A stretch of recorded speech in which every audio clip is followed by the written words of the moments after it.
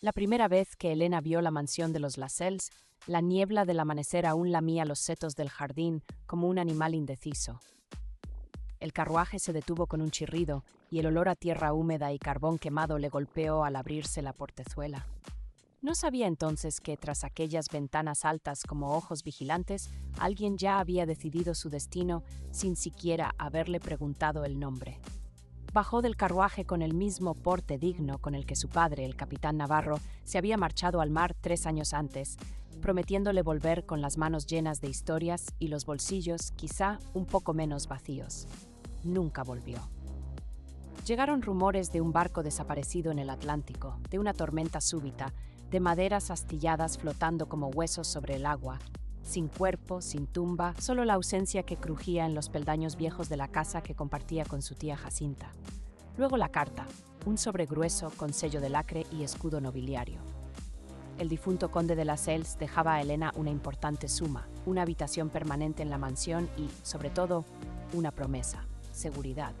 Ninguna explicación, ningún vínculo aparente, solo una fecha para la lectura del testamento. El mayordomo, un hombre enjuto llamado Briggs, la recibió con una inclinación precisa y sin sonrisa. Señorita Elena Navarro, supongo. Elena asintió, alisándose instintivamente el vestido gris, remendado con discreción por su tía. El señor abogado ya la espera en el despacho del difunto conde, dijo Briggs, y el heredero también. La palabra heredero se le quedó enganchada como una espina. Caminó tras el mayordomo por pasillos alfombrados, donde el silencio solo era roto por el lejano tic-tac de un enorme reloj y el susurro de sus faldas sobre la moqueta. Los cuadros de antepasados la observaban con frialdad aceitosa desde sus marcos dorados. Olía a cera, a incienso viejo y a libros que llevaban demasiado tiempo cerrados. Cuando entró en el despacho, la primera sensación fue de penumbra. Las cortinas pesadas filtraban la luz de la mañana, tiñéndolo todo de ámbar. Había un hombre de mediana edad sentado tras el escritorio, con papeles cuidadosamente apilados, cerrado. Y de pie, junto a la chimenea apagada, un joven alto, con el uniforme oscuro de un regimiento y una cicatriz fina junto a la mejilla izquierda, apenas visible bajo la luz tenue. El abogado se levantó. «Señorita Navarro, soy el señor Hargreaves, notario del difunto conde.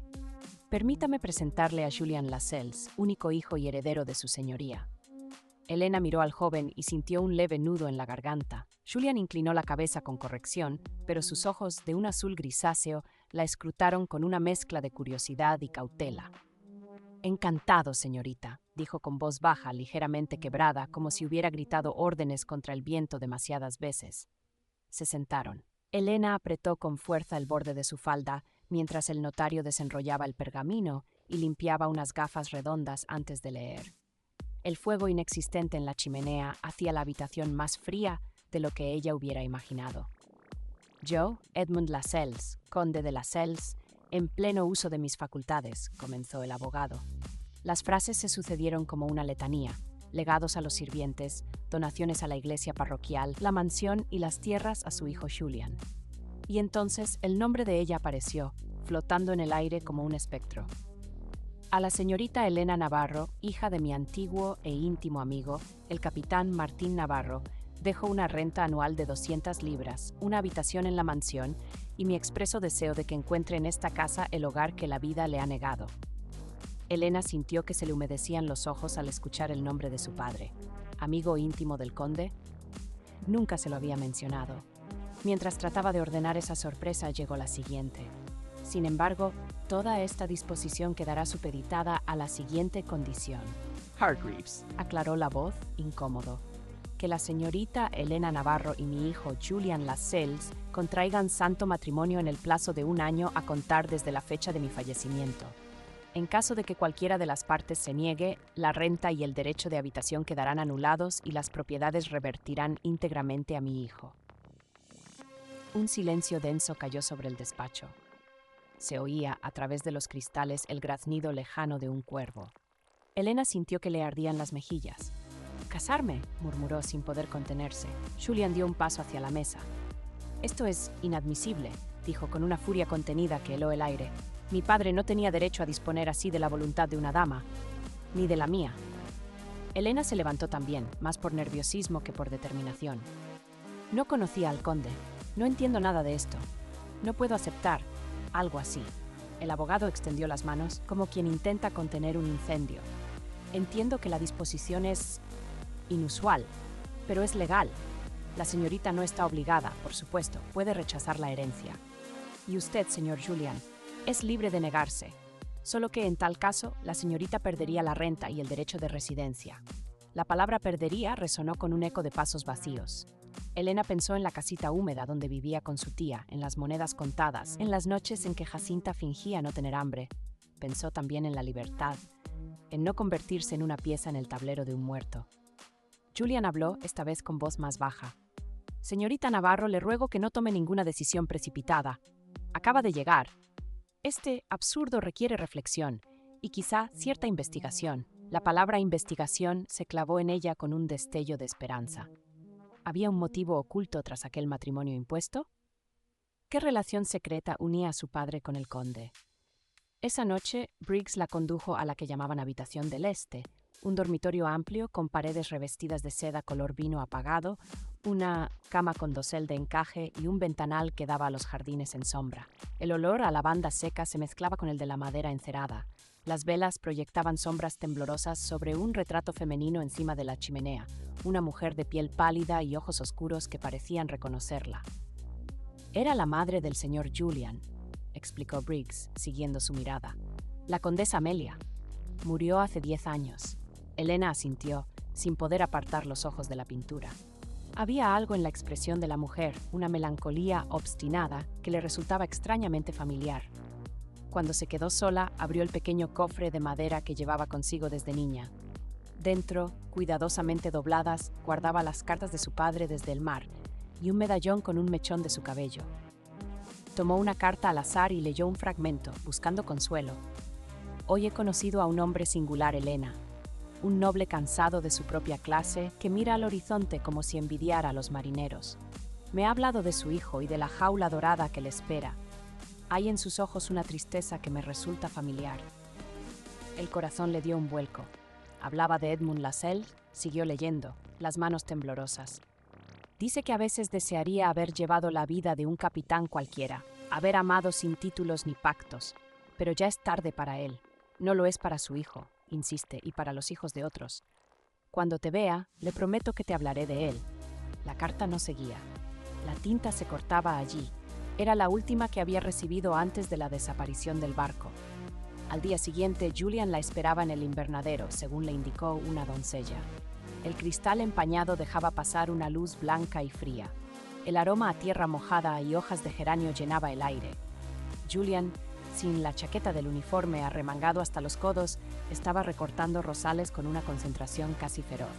No suelo tener compañía aquí, dijo sin girarse. Mi padre odiaba este lugar. Decía que las plantas eran una pérdida de tiempo. Parece que muchas cosas eran una pérdida de tiempo para su padre, respondió Elena, más agriamente de lo que había pretendido. Julian sonrió por primera vez. Fue una sonrisa leve, torcida, que le suavizó la cicatriz. Incluido escuchar a su hijo. Se volvió, apoyando las tijeras sobre la mesa de jardinería. He pensado en el testamento. Tendría todo el derecho del mundo a rechazarlo. Comprendería su decisión. Pero antes de que decida nada, debería saber algo. Sacó del bolsillo interior de su chaleco un sobre amarillento. Encontré esto entre los papeles de mi padre. Está dirigido a usted. Nunca llegó a enviarlo. Briggs lo halló tras su muerte. Elena tomó el sobre con manos heladas. Reconoció enseguida la letra firme del conde. Era la misma de la carta del notario. Lo abrió con cuidado. Querida Elena, si lees estas líneas, significa que he fallado como amigo y como hombre, y que la vida ha cobrado la deuda que tenía conmigo. Conocí a tu padre en un puerto de Lisboa, cuando mi matrimonio ya era un cascarón sin alma. Él me habló de ti, de tu risa, de la pobreza digna en la que crecías. Yo le hablé de Julian, de la prisión de oro que había construido para él. Tu padre y yo hicimos un pacto, que nuestros hijos no heredarían nuestras cadenas. Él me pidió que velara por ti si alguna vez él no regresaba del mar. Yo le prometí que te daría un hogar. Soñamos en una taberna de mala muerte, con una familia elegida, no impuesta por la sangre ni por los títulos. He sido cobarde. No me atreví en vida a escandalizar a mi mundo uniendo el destino de una joven sin nombre ilustre al de mi heredero. Solo me he atrevido a hacerlo desde la tumba. Te pido perdón por esta violencia. Pero también te suplico que, antes de odiarme, mires a mi hijo con tus propios ojos. Si crees que con él podrías hallar libertad, no riqueza, acepta. Si no, márchate. Julian estará mejor con la verdad que con una esposa encarcelada. Las letras se emborronaban al final como si la mano del conde hubiera temblado. Elena sintió que algo se quebraba dentro de ella. Su padre riendo en una taberna con un noble desencantado, un pacto sellado con vino y confianza. ¿Era esta herencia una traición a su libertad o el último intento torpe de dos hombres por proteger a quienes amaban? Levantó la vista hacia Julian. Sus ojos, esta vez, no la miraban con arrogancia, sino con una especie de vulnerable expectación. ¿Sabía usted de esto?, preguntó, alzando la carta. No, respondió él. Solo supe de su existencia cuando Briggs me la dio, y se la he entregado sin leerla. No quería que fueran las palabras de mi padre las que hablaran por mí. Se acercó un paso, lo bastante cerca para que Elena pudiera ver la leve sombra de su barba mal afeitada, oler el tenue perfume a jabón y a hojas trituradas. Mi padre me pidió en su lecho de muerte que no volviera al regimiento, que me quedara aquí atado a esta casa, a estas normas. Yo no lo prometí. El testamento ha sido su manera de sujetarme. Pero no quiero ser tu carcelero, Elena. Si decides marcharte, te ayudaré en lo que pueda. Si decides quedarte, deberás saber quién soy de verdad, más allá de un apellido y de unas tierras. Hubo un largo silencio. Fuera, la lluvia comenzaba a repiquetear contra el cristal. Aquella noche, el dilema de Elena se hizo tan nítido como el viento que batía las contraventanas. Podía volver con su tía, aferrarse a la pobreza honrada, al recuerdo de su padre libre sobre las olas. O podía aceptar el matrimonio, arriesgándose a convertir ese pacto de muertos en una condena de por vida. Seguridad a cambio de su voluntad, un techo a cambio de un anillo. Pero la carta del conde añadía un matiz inquietante. Libertad, no riqueza. ¿Era posible hallar libertad dentro de unas paredes de piedra junto a un hombre al que apenas conocía? Cuando Briggs llamó a la puerta para anunciar la cena, Elena ya había tomado una decisión preliminar. No decidiría aún. Permanecería en la mansión unas semanas, observaría, preguntaría. Trataría de descubrir quién había sido Edmund Lascelles y quién era en realidad Julian. Tal vez entonces la elección sería menos ciega. Los días que siguieron fueron una danza delicada entre la cercanía y la distancia. Desayunaban en el mismo comedor, bajo un candelabro de cristal que atrapaba la luz como gotas congeladas. A veces Julian leía el periódico en silencio mientras ella saboreaba un té que jamás habría podido comprar en su barrio. Otras se permitían breves conversaciones sobre libros, sobre música, sobre ciudades que ninguno de los dos había visto. Un anochecer en la biblioteca, Elena descubrió el primer secreto. Buscaba un volumen de poemas cuando, tras un estante ligeramente desplazado, vio sobresalir una carpeta de piel. Dentro, había cartas de amor de la condesa Amelia a un hombre que no era su marido. Un músico, según dejaban entrever las líneas apasionadas, un tal él, que tocaba el violín en una orquesta modesta. Amelia hablaba de escapar, de un tren hacia el sur, de calles anónimas donde los títulos no significaran nada. La última carta estaba manchada de algo oscuro, quizá vino, quizá lágrimas. Edmund ha descubierto mis planes. Me ha jurado que si me marcho arrebatará a Julian todo lo que tenga de libertad. No sé si me odia más a mí o a sí mismo. Si no vuelvo a escribirte, sabrás que he cedido. Elena cerró los ojos. Comprendió, de pronto, que el conde había sido tanto carcelero como prisionero, que su obsesión por liberar a sus hijos los había enredado todavía más en sus propias culpas. Esa noche, en el salón, se atrevió a preguntar a Julian por su madre. Él bajó la mirada. La recuerdo como a una sombra hermosa, dijo. Se movía como si el aire le pesara. Tocaba el piano cuando mi padre no estaba. Una vez la escuché sollozar mientras sostenía una carta. Nunca supe de quién era. Poco después se enfermó, al menos eso dijeron. Elena sintió un escalofrío. A veces me pregunto, añadió él, si no heredé de ella este deseo de huir y de mi padre la cobardía para hacerlo. La frase quedó flotando entre los dos. Fue entonces cuando Elena comprendió que la verdadera elección no era solo suya, también era de él. Pasaron 2 semanas. Una mañana, Elena recibió otra carta, esta vez de su tía Jacinta. La casa se nos cae encima, niña. El casero amenaza con echarnos. Pero no te preocupes por mí, que siempre he sabido apañarme. Tú piensa en tu futuro. No sacrifiques tu corazón por un plato de sopa, pero tampoco me lo des todo a mí. No sería justo. Elena sintió que el mundo se estrechaba. ¿Qué era lo justo? ¿Salvar a su tía aceptando una vida que quizá la ahogara o volver a su lado y renunciar a la única oportunidad de independencia que había tenido nunca? Esa noche esperó a Julian en el invernadero. La lluvia había cesado, dejando las hojas brillantes de gotas como diamantes torcidos. Él entró sin anunciarse, como si aquel lugar fuera el único donde podía respirar. «He tomado una decisión», dijo ella, antes de que él pudiera hablar. El corazón le latía tan fuerte que tuvo miedo de que él pudiera oírlo. «No puedo aceptar un matrimonio dictado desde una tumba», continuó. «No así, no como condición para comer o para dormir bajo techo. Si me caso con usted, señor Lascelles, no quiero que nadie pueda decir, ni siquiera en susurros, que lo hice por necesidad, ni por obedecer a dos hombres que ya no están». Julian apretó los labios. «Entiendo», murmuró con la voz apagada. «No, aún no lo entiende», replicó ella. «Por eso voy a marcharme». Él alzó la vista, sorprendido. ¿Marcharse? ¿Pero su tía? Mi tía preferiría vivir bajo un puente que saberme esposada contra mi voluntad. Me iré. Buscaré trabajo como institutriz, como dama de compañía, lo que sea. Prefiero un futuro incierto a uno comprado. Guardó silencio unos segundos, y entonces añadió con un temblor apenas perceptible.